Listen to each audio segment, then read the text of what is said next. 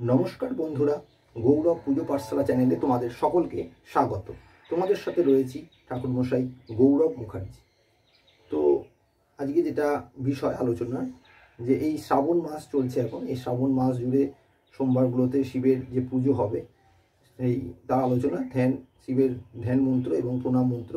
তো সেটা বলার আগে যেটা বলে রাখবো, এখনও পর্যন্ত যারা আমার চ্যানেলটিকে লাইক এবং সাবস্ক্রাইব করোনি তারা অবশ্যই চ্যানেলটিকে লাইক এবং সাবস্ক্রাইব করে দাও, এবং ভিডিওটি যারা দেখছো তারা কিন্তু স্কিপ না করে পুরো ভিডিওটি ভালো করে দেখো। তো যেটা রয়েছে যে শ্রাবণ মাসে যতগুলো সোমবার পড়বে সেই সোমবারগুলোতে কিন্তু সকলেই শিবের পুজো করবে। তো অবশ্যই যেটা লাগবে সেটা হলো শিবের ধ্যান প্রণাম, এই মন্ত্রগুলো।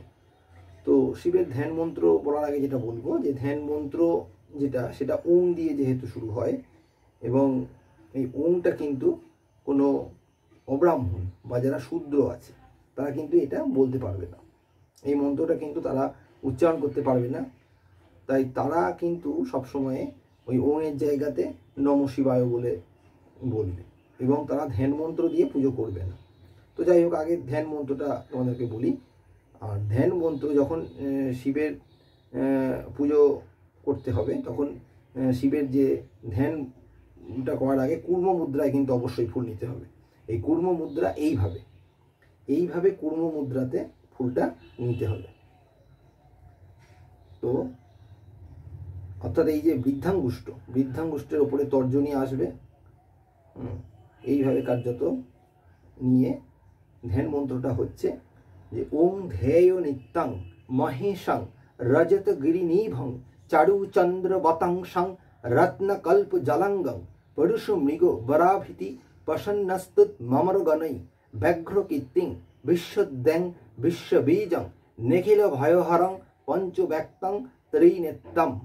এইভাবে আপনারা শিবের ধ্যান মন্ত্রটা সম্পন্ন করবেন। এবং যারা, যেটা বলছিলাম প্রথমেই, যে যারা ব্রাহ্মণ নয় অর্থাৎ অব্রাহ্মণ, তারা নিজেরাও তো পুজো করতে পারবে শিবের।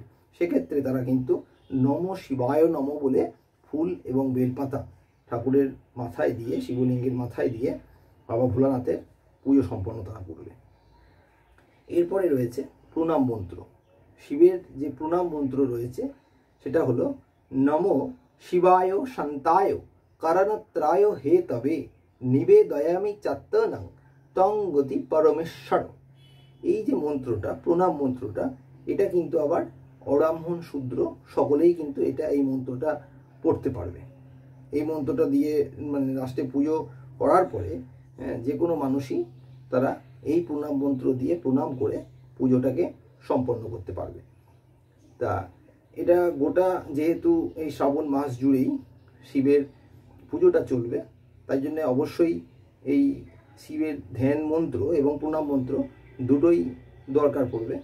তো তাই জন্যে আজকের আলোচনায় তোমাদের জন্যে রেখেছিলাম শিবের ধ্যান মন্ত্র এবং প্রণাম মন্ত্র।